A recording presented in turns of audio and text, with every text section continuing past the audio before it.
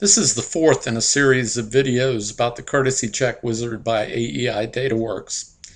In our third video, we looked at the administrative pages and customizing the system for use by your shop. On the last of the administrative pages, there's a button called Stats that takes you to a statistics page.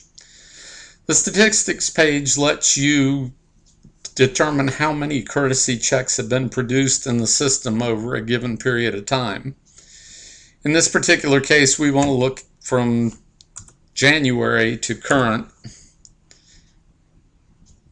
and you press the count button, and 453 courtesy checks have been recorded in the system since January 2nd.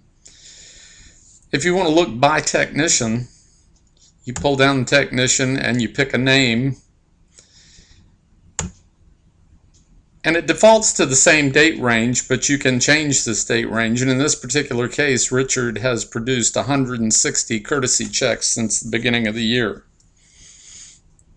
There's also the capability to mark Richard at a certain point in case you have some incentive program that rewards technicians for producing a certain number of courtesy checks. So let's say you do something for them at 50 courtesy checks. You can mark them here at 160, and it will tell you how many they've done since the last time you marked it.